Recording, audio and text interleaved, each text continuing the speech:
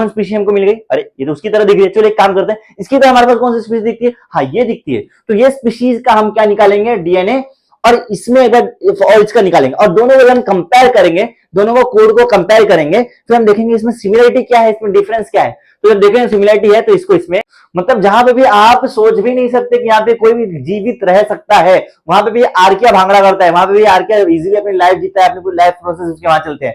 तो ये basically archaea जो है 3 डोमेन। फिर हमने देखा कीमोटेक्सोनॉमी, कीमो मतलब केमिकल के ऊपर, टेक्सोनॉमी यहाँ पे देखे नंबर के ऊपर, चार्ट, और ये देखा फाइलोजेनी में क्या देखा हमने सर, फाइलोजेनी में इवोल्यूशन रिलेशनशिप, डीएनए बारकोडिंग में आइडेंटिफिकेशन के लिए, स्पीशीज के लिए। समझा, ये हो गया पूरे लेक्चर का इन शॉर्ट। हेलो, नमस्ते, आदाब, सत श्री अकाल, अस्सलाम वालेकुम। Hey champs, this is Saif Zubair Khan, your host and faculty, welcoming on this amazing platform of Edunation Academy। तो आ जाओ यार, क्या हालचाल बताओ, सब ठीक ठाक चल रहा है? होप आप सब अच्छा कर रहे होंगे।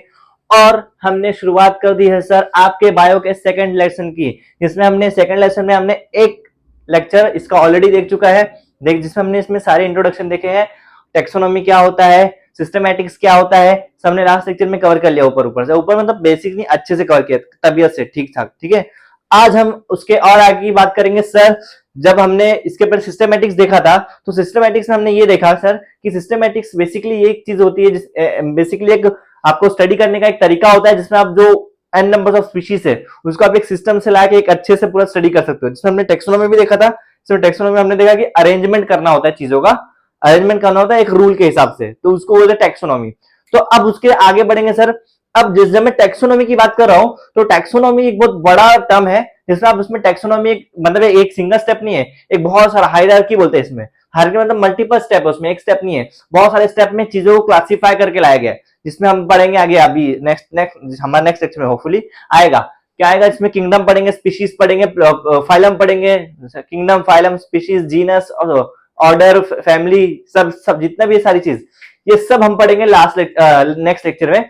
पर जो मैं ये सब नाम ले रहा हूं, तो ये सब अपने में ही ना एक बहुत बड़ा टर्म है। किंगडम बहुत बड़ा टर्म है, स्पीशीज बहुत बड़ा टर्म है, ऐसा मतलब नैरो होता जाएगा आगे, पर बेसिकली बहुत बड़ा टर्म है, जिसमें हम जिसके हेल्प से हम चीजों को यहाँ पे क्लासिफाई अच्छे से करते हैं। ठीक है सर, तो उसके पहले जब हम आगे बढ़ते हैं, जिसमें हम किंगडम देखे, फाइलम देखे, स्पीशीज देखे, उसके भी पहले सबसे पहले की जो शुरुआत होती है ना सर, वो आपकी होती है कहां से, लाइफ से। वो आपकी होती है लाइफ से। फिर लाइफ, जब उसके बाद में लाइफ से वो चीजें जाती है डोमेन पे। अब डोमेन क्या होता है ये जानने के लिए आप जरूरी है सर कि डोमेन मतलब फिलहाल आप ये जान के चलो कि डोमेन मतलब एक ऐसा चीज, जैसे कि मतलब मैं बोलूं बहुत सारे लोग हैं, तो उसमें कित टाइप के लोग हो सकते हैं, तो तीनों का अपना अपना डोमेन है। जैसे कि मैं अभी लेसन के हिसाब से रहते हैं, तो उसमें क्या लिखा है आपके, बेसिकली 3 डोमेन है पूरी दुनिया में। कौन कौन से? एक है बैक्टीरिया है, आर्किया है, यूकैरियोटा है। अब ये होता क्या है वो समझो। जब मैं बैक्टीरिया की बात करूं, तो बैक्टीरिया में ना सर, बैक्टीरिया में कुछ सेल होते हैं, वो सेम आर्किया की तरह ही होते हैं, बट यहाँ पे फर्क किसका होता है सर, फर्क किसका होता है, सेल वॉल। बैक्टीरिया के पास सेल वॉल जो है वो इससे अलग होती है, आर्किया से अलग होती है। ठीक है, समझा बैक्टीरिया के पास सेल वॉल आर्किया से अलग होती है, मतलब इसके पास सेल वॉल नहीं होती बैक्टीरिया के पास में, और आर्किया के पास में सेल वॉल होती है, बस ये फर्क है, बाकी दोनों भी सेम है। तो बेसिकली ये समझो कि जब मैं डोमेन की बात करूं, तो उसमें मतलब डोमेन मतलब एक ऐसा वाइड टर्म है, जिसमें यूज होता है किसमें, एक लाइफ है, लाइफ क्या, लाइफ किस किस की है, लाइफ छोटे से छोटे माइक्रो ऑर्गेनिजम्स की भी लाइफ है, लाइफ बड़े बड़े डायनासोर्स की भी लाइफ थी। तो ये लाइफ मतलब लाइफ में, अब इसमें या मैं ये तो नहीं बोल सकता कि वो छोटा मैक्रोनिज्म और डायनासोर दोनों एक ही साथ आ सकते, नहीं, आपका कॉमन सेंस ही बोलेगा कि दोनों एक साथ नहीं आ सकते, दोनों अलग होंगे। तो अलग अलग लाइफ के बाद एक और स्टेप आगे बढ़ते हैं, तो हमको मिलता है डोमेन। तो डोमेन बेसिकली 3 पार्ट में हम पूरे यूनिवर्स को डिवाइड करते हैं। एक बैक्टीरिया, जिसमें सारे माइक्रो ऑर्गेनिजम्स आ जाते हैं, एक आपका आ जाता है आर्किया, अभी आर्किया क्या थोड़ा में देखेंगे, और एक आता है यूकैरियोटा। यूकैरियोटा में इसमें हम आते हैं, इंसान वगैरह सब जितने भी है, एनिमल जितने भी है ना, सब ज्यादातर यूकैरियोटा में आते हैं। ठीक है, अब बढ़ेंगे आगे, देखो आप एक एक को खोल के देखेंगे। बैक्टीरिया के पास सेल सेम आर्किया जैसी होती है, पर यहाँ पे सेल वॉल नहीं होता, एक्सेप्शन आते हैं हर जगह, बट बेसिकली यहाँ पे सेल वॉल नहीं होता। और आर्किया जो होता है ना सर, आर्किया जाना जाता है किसके लिए, एक्सट्रीम कंडीशंस के लिए, एक्सट्रीम कंडीशन के लिए, मतलब जैसे कि गरम गरम लावे में एकदम खौलते हुए लावे में, वहां पे भी जिंदगी पनपती है, वहां भी लाइफ रहती है। फिर एकदम अंदर ठंडे, एकदम ठंडे बर्फ के अंदर अंदर अंदर वहां पे भी लाइफ है। तो मतलब जो सोच के आपकी रूह भी कांप जाती है ना, जहां पे आप इंसान रहे, जहां पे आप लाइफ एग्जिस्ट कर ही नहीं सकती, वहां पे ये आर्किया लोग ना वहां पे भी भांगड़ा करते। मतलब जहां पे भी आप सोच भी नहीं सकते कि यहाँ पे कोई भी जीवित रह सकता है, वहां पे भी आर्किया भांगड़ा करता है, वहां पे भी आर्किया इजीली अपनी लाइफ जीता है, अपनी पूरी लाइफ प्रोसेस उसके वहां चलते हैं। तो ये बेसिकली आर्किया जो है, आर्किया कहा बेसिकली क्यों इसलिए माना जाता है कि सर्वाइव होते हैं इन अ वेरी एक्सट्रीम कंडीशन। जैसे कि सर बहुत ज्यादा टेम्परेचर पे, सैलिनिटी मतलब बहुत ज्यादा खारे पानी पे, खारी जगह पे, या फिर बहुत ज्यादा एसिडिटी पे, ठीक है, ये वहां पे भी सर्वाइव करते हैं। और ये दोनों में प्रोकैरियोटिक सेल होता है। ये क्या होता है थोड़ा टाइम में देखेंगे। पहले ये देख लो यूकैरियोटा, इसमें हम आते हैं। यूकैरियोटा में यूकैरियोटिक सेल होता है। अब यूकैरियोटिक सेल क्या होता है सर, इसमें नाम में घुसो। यू मतलब होता है ट्रू, ट्रू मतलब सच्चा, ट्रू। और कैरियोटिक, कैरियो में जो कैरियोटिक जो है ना, ये वर्ड आया है कैरियोन से। कैरियोन मतलब होता है न्यूक्लियस, मतलब इनके पास, इनके सेल वॉल में न्यूक्लियस होता है, सॉरी इनके सेल में, सेल वॉल में, सेल में, इनके सेल में न्यूक्लियस प्रेजेंट होता है, तो उसको बोलेंगे मतलब सच्चा न्यूक्लियस प्रेजेंट होता है, इसलिए इनको बोलते हैं यूकैरियोटिक सेल। जैसे कि हमारे सेल में बीच में न्यूक्लियस होता है जो सेल को कंट्रोल करता है, तो इसलिए हम भी हो गए यूकैरियोटा। समझा अभी? अब देखो, और जो बैक्टीरिया और आर्किया, ये दोनों क्या है, प्रोकैरियोटिक सेल। अब समझेगा आपको। प्रोकैरियोटिक सेल में प्रो मतलब होता है प्रिमिटिव, पुराना, जूना, ठीक है।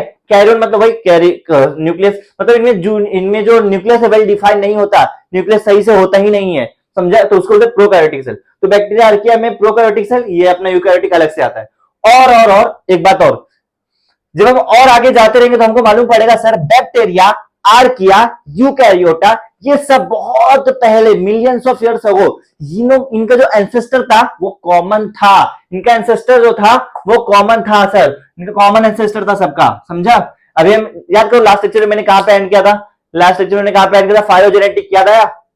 फाइलोजेनेटिक याद है? तो फाइलोजेनेटिक में हमने क्या देखा था sir, common ancestor, common ancestor, वही चीज यहाँ पे भी है। ये डोमेन्स भी है, आखिरी में आके कॉमन एंसेस्टर होगा ये तीनों का। तो बेसिकली 3 डोमेन्स में सारे पार्ट डिवाइडेड है। और जो डोमिनेटिंग सिस्टम है ना, ये किससे दिया गया था? बाय कार्ल वुज, एक साइंटिस्ट है जिनका नाम है कार्ल वुज, उनके द्वारा दिया गया था। और ये कौन कौन से दिए इन्होंने? आर्किया, बैक्टीरिया और यूकैरियोटा, इन्होंने 3 दिए, आर्किया, बैक्टीरिया, यूकैरियोटा, डन। और ये जो डोमेन्स होते हैं ना सर, ये लार्ज होते हैं किससे? किंगडम से। जो आप किंगडम पढ़ोगे आगे, किंगडम बहुत बड़ा, किंगडम सबसे टॉप पे होता है, तो ये किंगडम से भी लार्ज होते हैं, किंगडम से भी वास्ट होते हैं, ठीक है। इसके बाद इस देखो, पहले लाइफ आया, फिर डोमेन आया, नेक्स्ट इसमें आपको पूरा क्लियर हो जाएगा, डोंट वरी। पहले लाइफ आया, फिर डोमेन आया, फिर किंगडम आएगा, फिर किंगडम के बाद में फिर फाइलम आएगा, फिर फाइलम के बाद में फिर स्पीशीज आएगा, स्पीशीज ऐसी चीज आगे बढ़ते रहेगी।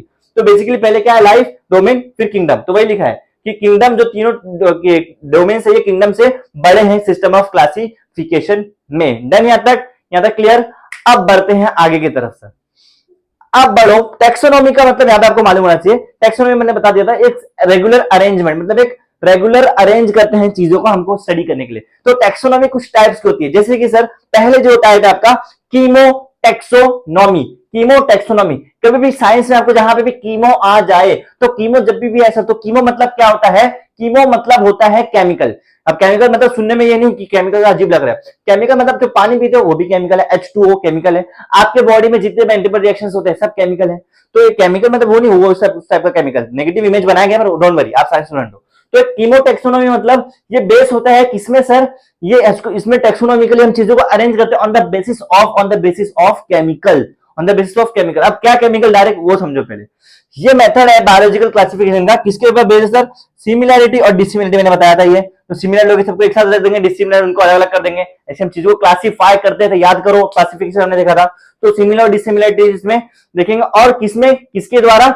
सर्टेन कंपाउंड्स, एक केमिकल कंपाउंड सर, मतलब कुछ कंपाउंड्स के हेल्प से हम यहाँ पे चीजों को क्लासिफाई करेंगे इन द सिमिलैरिटीज और डिसिमिलैरिटीज में। और कंपाउंड्स कौन से? जो ऑर्गेनिज्म में काम आते हैं, जो ऑर्गेनिज्म में यूज होते हैं, समझा? इन शॉर्ट अगर मैं बोलना चाहूं तो क्लासिफिकेशन बेस्ड ऑन, ये बहुत इंपॉर्टेंट है, classification based on chemical constituents, classification based on chemical constituents, उसको हम बोलेंगे कीमोटेक्सोनॉमी। क्लासिफिकेशन जो बेस रहेगी केमिकल कंस्टिट्यूएंट्स के ऊपर, उसको मैं बोलूंगा कीमोटेक्सोनॉमी। फॉर एग्जांपल आपको जो आरके सेल होता है ना, आरके सेल, उसमें पेप्टिडोग्लाइकन नहीं होता।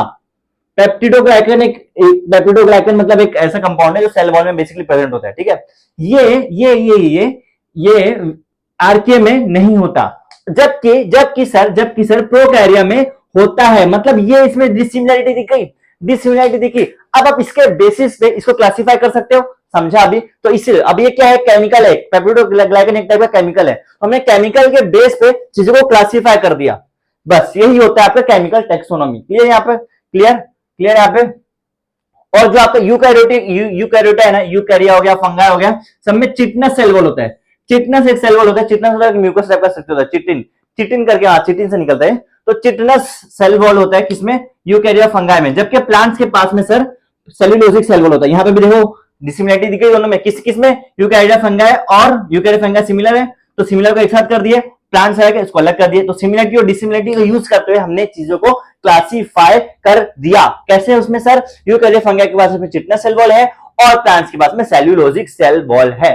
समझा अभी? तो यहाँ पे सब जो भी बात हो रही है किसके ऊपर हो रही है? केमिकल्स के ऊपर हो रही है, केमिकल कंस्टिट्यूएंट्स के ऊपर हो रही है। तो इसको हम बोलेंगे कीमोटेक्सोनॉमी। कीमोटेक्सोनॉमी। मूविंग फॉरवर्ड सर आ जाओ न्यूमेरिकल टेक्सोनॉमी। अब न्यूमेरिकल टेक्सोनॉमी, अब न्यूमेरिकल में जब भी आए तो नाम में घुसो। न्यूमेरिकल नंबर, न्यूमेरिकल मतलब होता है नंबर। तो यहाँ पे आपको जितनी भी चीजें बेस्ड है किसके बेस पर रहेगी? नंबर्स के बेस पर रहेगी। अब सर यहाँ पे नंबर 1 2 3 4 समझो कैसा, डायरेक्ट वैसा नहीं। न्यूमेरिकल बेस मतलब किसके ऊपर रहेगी सर? ये सिस्टम बेस है किसके ऊपर? क्वांटिफिकेशन, मतलब आपकी क्वांटिटी कितनी है, मतलब देखो गिनती कितनी है, क्वांटिटी कितनी है, तो नंबर के ऊपर। तो क्वांटिफिकेशन के ऊपर रहेगी। उसमें हम क्या देखेंगे? एल्गोरिदम। एल्गोरिदम समझा दो क्या होता है? एल्गोरिदम होता है, एल्गोरिदम के ऊपर बेस रहती है। अब एल्गोरिदम क्या होता है सर? देखो फॉर एग्जाम्पल एक 10 लोग का यहाँ पे रूम है, सॉरी 10 कम हो गया, 100 लोग का यहाँ पे रूम है। उन 100 में से इन 5 लोग की कैरेक्टर सेम है। तो मतलब 5 यहाँ सब लोग एक ही तरह के लोग हैं, जिसमें मैंने यहाँ रैंडमली 5 लोग को उठाया, 5 लोगों का कैरेक्टर सेम है, तो हम लोग पूरे रूम में सारे सेम है।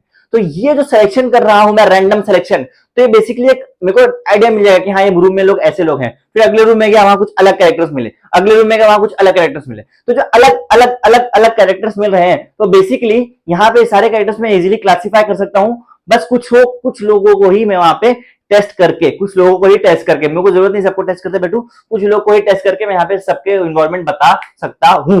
तो इसको हम बोलते हैं सर एल्गोरिदम। एल्गोरिदम एक सेट हो जाता है कि हाँ ये है, चलो फिर ये फिर ये फिर ये। आप यूट्यूब देखते हो ना, एक टाइप के वीडियो देखते हो, बार-बार वही टाइप की वीडियो आती है, इसको बोलते हैं एल्गोरिदम। एल्गोरिदम सेट हो जाता है उसमें कि हाँ ये बंदे को ये टाइप का वीडियो पसंद है, तो उसको वही टाइप का ही वीडियो दिखाना है, वही टाइप के कंटेंट इसको दिखाना है, क्योंकि ये वीडियो ये बार-बार यही देखता है। तो इसको हम बोलते हैं एल्गोरिदम। सेम इसी तरह से कुछ लोग को यहाँ पे हम टेस्ट करते हैं, बाद में उन्हीं के ऊपर आगे चीजें बढ़ती है। समझा? तो ये भी यूज होता है। ये बेसिक एम इसका क्या है टेक्सोनॉमी का, कि इसमें टेक्सोनॉमी मतलब एक अच्छे से पूरा ये जो टेक्सोनॉमी पूरा जो हम करेंगे किसके बेस में सर? Numeric algorithm. किसके बेस में? Numeric algorithm. जैसे कि क्लस्टर एनालिसिस। क्लस्टर एनालिसिस मतलब होता है गुच्छे की पहले पढ़ाई करना, फिर बाद में उसको सब में सेम वैसे कर देना। क्लस्टर मतलब होता है गुच्छा, एक ग्रुप, ठीक है? समझा? जो हमें सब्जेक्टिव मतलब जो रैंडमली बताते हैं ना कि हाँ ये इसका प्रॉपर्टी इसका प्रॉपर्टी, वैसा नहीं, इसको हम न्यूमेरिकली सॉल्व करेंगे। समझा? तो इस टाइप के टेक्सोनॉमी को हम बोलते हैं सर न्यूमेरिकल टेक्सोनॉमी। कीमोटेक्सोनॉमी केमिकल के ऊपर, न्यूमेरिकल टेक्सोनॉमी नंबर के ऊपर। अब आइए क्लेडोग्राम, ये कुछ अलग है, ये कुछ अलग है। क्लेडोग्राम मतलब क्या होता है? जब भी मैं चीजों को बताऊं, फॉर एग्जांपल जैसे मैंने यहां बताया बैक्टीरिया, आर्किया, यूकैरियोटा, ये तीनों को मैं देखो टेबल बनाया। पहले टेबल बनाया कि सर ये दोनों क्या है? प्रोकैरियोटिक सेल है। उससे मैंने फिर टेबल बना के दिखा दिया सर कि कॉमन एंसेस्टर। मतलब कभी मैं जब चार्ट बनाऊं, जैसे कि मैं बता दूं एनिमल का चार्ट बनाऊं, तो एनिमल में कुछ होते हैं जो 4 पैर पे चलते हैं, कुछ होते हैं जो 2 पैर पे चलते हैं। एक पैर मत बोलना भाई प्लीज। कुछ होते 4 पैर पे चलते हैं, कुछ होते 2 पैर पे चलते हैं, कुछ होते जो उड़ते हैं, कुछ होते जो पानी में रहते हैं। तो ये सारी चीजों को मैं अलग अलग क्लासीफाई करूंगा। ये सारी चीजों को जब मैं अलग अलग क्लासीफाई करूंगा सर, तो इसी में तो मैंने पहले क्या लिखूंगा? एनिमल, यहाँ पे लिखूंगा मैं यहाँ पे उड़ने वाले, मतलब फॉर फ्लाइंग, फिर फॉर हैविंग विंग्स, फिर लिखूंगा 4 लेग्स, फिर लिखूंगा 2 लेग्स, फिर आगे लिखूंगा मैं इन एक्वेटिक माहौल, मतलब एक्वेटिक में पानी में रहने वाले। तो यहाँ मैं देखो टेबल फॉर्म में जब चीजों को दिखाऊंगा, तो इस टेबुलर अरेंजमेंट को, जहां पे चीजें टेबल के फॉर्म में, चार्ट के फॉर्म में दिखाई जाती है, उसको बेसिकली हम बोल देते हैं, मतलब ब्रांचिंग पैटर्न जो मैं बोला, उसको ब्रांचिंग पैटर्न में दिखा जाता है। इसको हम बोलते हैं सर, इसको हम बोल देते हैं क्लैडोग्राम। इसको हम बोलते हैं क्लैडोग्राम। बेसिकली हमें ब्रांचिंग पैटर्न में चीजों को इजी करके दिखाया जाता है। और इसमें हाइपोथेटिकल, मतलब एक्चुअल में होता नहीं है, हाइपोथेटिकल रिलेशनशिप मेंटेन की जाती है किसके बीच में सर? कंपैरिजन करते हैं ऑर्गेनिज्म, अलग अलग ऑर्गेनिज्म को कंपेयर करते हुए उनका कॉमन एंसेस्टर दिखाते हैं। जैसे कि बैक्टीरिया, आर्किया, यूकैरियोटा को, इसको देखो टेबल के फॉर्म में मैंने दिखाया, पे कॉमन एंसेस्टर है। सेम इसी तरह। तो ये पूरा आपका एग्जांपल है किसका? क्लैडोग्राम का। समझा? क्लेडोग्राम मतलब बेसिक चीजों को हमको किस में दिखाना है सर, टेबल यूज करते हुए टेबुलर फॉर्म में दिखाना होता है, टेबल यूज करते हुए टेबुलर फॉर्म में दिखाना होता है। All done, all done, clear, set यहां तक। अब आगे बढ़ेंगे सर, हमारा नेक्स्ट पार्ट जिसको हम बोलेंगे फाइलोजेनी। फाइलोजेनी, अब फाइलोजेनी समझो मेरे साथ ध्यान से। फाइलोजेनी मतलब होता है सर, ये क्या है बेसिकली, इवोल्यूशनरी रिलेशनशिप। इवोल्यूशन मतलब चीजें कैसी कैसी आगे, अभी जो मतलब अभी तक जो एक छोटे से बैक्टीरिया से एक बड़ा इंसान बन गया, तो डायरेक्ट तो बना नहीं है, तो इवोल्यूशन हुआ, उसमें इवॉल्व हुई चीजें, वो चेंज हुआ टाइम के साथ में। तो वहां पे जब चीजें चेंज हो रही है तो उसको स्टडी करने के लिए हम जब उसको स्टडी करेंगे सर, कैसे कैसे स्टडी करेंगे, पहले कैसी थी, अभी कैसी है, अभी कैसी है, तो ये जो हमने धीरे धीरे करे, इसको हम बोलते हैं सर, इसको हम बोलते हैं इवोल्यूशनरी रिलेशनशिप। तो इवोल्यूशनरी रिलेशनशिप बेसिकली मतलब होता है सर, ये समझ लो कि इवोल्यूशनरी रिलेशनशिप में बात करूं तो इसका मतलब चीजें जो है स्टार्टिंग में कैसी थी और अभी कैसी है, अभी और पहले को कंपेयर करेंगे सर, तब हमको मालूम पड़ेगा कि एक्चुअल में चीज कैसे कैसे आगे बढ़ रही है, कैसे इसका इवोल्यूशन का प्रोसेस है। पर ये कैसे हुआ, इसके पहले कैसा था, इसके पहले कैसा था, तो मतलब पीढ़ी दर पीढ़ी जेनेटिकली जीन्स की बात करेंगे, तो इसलिए इसको बोलते हैं फाइलोजेनी। समझा, जीन्स से निकला है जेनी, इसलिए फाइलोजेनी। अब इवोल्यूशनरी रिलेशनशिप हम पढ़ रहे हैं ऑर्गेनिज्म का, पहला पॉइंट क्लियर, इवोल्यूशनरी रिलेशनशिप हमको देखना है। दूसरा पॉइंट देखो, ये है, देखो चूंकि हम इसमें चीजों को स्टार्टिंग से देखेंगे तो हमको इसका ओरिजिन मालूम है कि चीज कहां से आ रही है, स्पीशी कहां से एक्चुअल में बिलोंग करती है। तो इसीलिए सर ये एक इंपॉर्टेंट टूल की तरह काम आता है क्लासिफिकेशन में, क्लासिफिकेशन में एक इंपॉर्टेंट टूल की तरह काम आता है, ना कि चीजों को बाहर से देख के, बल्कि चीजों के अंदर घुस के इसके ओरिजिन से पढ़ते हैं, इसलिए इंपॉर्टेंट है। इसलिए देखो मैंने यहां लिखा है, as it take in account not merely, मतलब ये नहीं देखता क्या, मॉर्फोलॉजिकल स्टेटस, मॉर्फोलॉजिकल मतलब बाहर से फिजिकल अपीयरेंस, फिजिकली बाहर से नहीं देखता, बल्कि ये क्या देखता है, रिलेशनशिप देखता है किसके बीच में सर, ग्रुप ऑफ ऑर्गेनिज्म, मतलब ये कैसा था अब तक क्या और अभी कैसा है। इस वजह से फाइलोजेनी ये बहुत इंपॉर्टेंट टूल, ऐसा इंपॉर्टेंट टूल यूज होता है किसमें सर, क्लासिफिकेशन में, किसमें, क्लासिफिकेशन में। समझा, तो फटाफट रिवाइज करते, क्या तक अब तक क्या देखा हमने सर, हमने पहले 3 डोमेन्स देखा। डोमेन्स क्या होता है, लाइफ से ऊपर की एक चीज होती है, उसमें 3 टाइप के देखा, बैक्टीरिया, आर्किया, यूकेरियोटा, ये सारी चीज। उसके बाद हमने देखा कीमोटैक्सोनॉमी, मतलब बेसिकली क्या होता है सर, केमिकल कंस्टिट्यूएंट्स के बेस पे जब हम चीजों को क्लासिफाई करते हैं तो उसको बोलते हैं केमियोटैक्सोनॉमी। और देखो मतलब chemical, chemotaxonomy, number, numerical taxonomy, chart, cladogram, genes के बारे में, इवोल्यूशन रिलेशनशिप, फाइलोजेनी, ऐसे समझा, एक शॉर्ट में पूरा उड़ा दिया। अब देखो नया टॉपिक है आपका DNA barcoding, which is one of the most important topics and it is widely used in your, widely asked in your previous years questions. समझा, मतलब ये अब तक बहुत ज्यादा बार पूछा गया है डीएनए बार कोडिंग। डीएनए बार कोडिंग के पहले ये समझो, पहले आप मैं कुछ आपको जनरल आइडिया दे देता हूं। डीएनए मतलब होता है सर डीऑक्सीराइबो न्यूक्लिक एसिड। तो मतलब ये एक न्यूक्लिक एसिड है जिसमें ऑक्सीजन नहीं रहता। ये सारी चीजें आगे पढ़ोगे, डोंट वरी। अभी इतना समझो, डीएनए आप लास्ट टाइम 10th में तो पढ़ के आए हो, हाँ पढ़ के आए हो, मैं जानता हूं, मैं खुद पढ़ा रखा है, इसलिए मुझे मालूम है। तो डीएनए बारकोडिंग जो है सर, इसके पहले इसमें डीएनए समझो, डीएनए मतलब एक क्या होता है, दो डबल हेलिकल स्ट्रक्चर होता है, इसमें एटीजीसी एडेनाइन और थाइमाइन और गुआनिन साइटोसिन का बॉन्ड होता है, eighty double bond GC triple bond, ऐसा बॉन्डिंग रहती है बीच में, ऐसे डबल हेलिकल स्ट्रक्चर रहता है और बीच में बॉन्डिंग रहती है, ऐसा डबल हेलिकल स्ट्रक्चर रहता है और बीच में से बॉन्डिंग रहती है, ठीक है। तो जो बॉन्डिंग बीच में है ये एडेनाइन गुआनिन साइटोसिन थाइमाइन की बॉन्डिंग है, जो एज एन नाइट्रोजनस बेसिस में काम करते हैं, ऐसा रहते हैं। तो इसमें सीक्वेंस रहता है, एडेनिन गुआनिन का और गुआनिन साइटोसिन का, सब में अलग अलग सीक्वेंस होता है हर ऑर्गेनिज्म में। तो मतलब आपके जिस्म का, आपकी बॉडी का कोई भी छोटा सा हिस्सा निकाल लो, कोई भी बाल निकाल लो, तो उससे आपका डीएनए तक पहुंचा जा सकता है। और एक बार अगर आपका डीएनए मिल गया तो उस इंसान आपकी पूरी बॉडी का इतिहास निकाल सकता है, आप कैसे दिखते हो, आपके आंखों का कलर क्या है, आपका बाल का कलर क्या है, आपकी आवाज कैसी रहेगी, आप छोटे रहोगे मोटे रहो, आप छोटे रहोगे लंबे रहोगे, मोटे रहोगे पतले रहोगे, दुबले रहोगे बौने रहोगे, जो भी रहोगे, ये सारी चीज आपको कहां से मालूम पड़ती है सर, डीएनए से। तो डीएनए को जब हम बारकोड, मतलब डीएनए को बारकोड मतलब डीएनए को जब हम कोडिंग कर लेते हैं, उसके सीक्वेंस को खोल देते हैं, डिकोड कर लेते हैं, तब तो हमको मालूम पड़ता है एक्चुअल में स्पीशी जो है वो कैसी दिखती है। तो ये कहां यूज होता है बेसिकली, कोई भी अननोन स्पीशी हमको मिल गई, अरे ये तो उसकी तरह दिख रही है, चलो एक काम करते हैं, इसकी तरह हमारे पास कौन सी स्पीशी दिखती है, हाँ ये दिखती है, तो ये स्पीशीज का हम क्या निकालेंगे, डीएनए, और इसमें अगर और इसका निकालेंगे और दोनों को हम कंपेयर करेंगे, दोनों को कोड को कंपेयर करेंगे, फिर हम देखेंगे इसमें सिमिलरिटी क्या है, इसमें डिफरेंस क्या है। तो जब देखेंगे सिमिलरिटी है तो इसको इसमें एज ए क्लासिफाई करने के उसको इस पार्ट में डाल देंगे, समझा। तो बेसिकली डीएनए बारकोडिंग यूज होता है in the identification of species के स्पीशीज यही है क्या।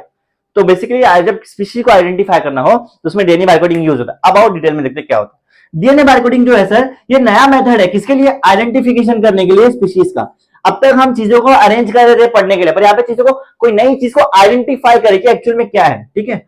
और कोई भी छोटा से छोटा टाइनी टिश्यू, छोटे से छोटा टिश्यू है, उसको उससे हम पूरा ऑर्गेनिज्म के बारे में यहाँ पे हम पढ़ सकते हैं। सिर्फ छोटे से छोटे बॉडी का कोई सी भी टिश्यू उठा लो, उससे आप पूरा ऑर्गेनिज्म के बारे में पढ़ सकते हो। और इसके दो स्टेप होते हैं, दो मेन स्टेप होते हैं। सबसे पहले आपको डीएनए कलेक्ट करना है, कहां से, नोन स्पीशीज से। नोन स्पीशीज मतलब जो स्पीशीज को आप जानते हो, वहां से आप डीएनए कलेक्ट करोगे, और जो आपके पास बारकोड का सीक्वेंस रहेगा, जो उसका बारकोड का सीक्वेंस मिलेगा, उसको जो आपका बारकोड का सीक्वेंस इससे मिल जाएगा नोन से, उसको जो अननोन वाले से आप कंपेयर करोगे, अननोन वाले से कंपेयर करोगे। एक बारकोड लाइब्रेरी होती है, मतलब आपके एक सेट ऑफ होता है कि हाँ आपकी ऐसे बारकोड में ऐसे स्पीशीज होती है। तो आपके पास जो नोन का है ना और जो अननोन का है, ये दोनों का आप कंपेयर करोगे इस लाइब्रेरी से। मतलब आपके पास जो पहले सेट ऑफ पूरा स्टैंडर्ड सेट रहता है पूरा, तो उससे जब आप ये करोगे, आप कंपेयर करोगे, तो आपको आइडेंटिफिकेशन हो जाएगा, इसका आइडेंटिफाई हो जाएगा, समझा। तो पहला मेथड क्या है, पहला मेथड क्या है सर, क्या है कि हमको पहला स्टेप क्या है कि हमको कलेक्ट करना है डीएनए, और दूसरा उसको मैच करना है बारकोड को, बारकोड सीक्वेंस को मैच करना है, ठीक है। किससे बारकोड लाइब्रेरी में मैच करना है आइडेंटिफिकेशन के लिए। पहला स्टेप क्या है सर, पहला स्टेप क्या है, हमको क्या कर रहा है, डीएनए को कलेक्ट करना है नोन से, और उसको अननोन के साथ में कंपेयर करना है आइडेंटिफाई करने के लिए, समझा।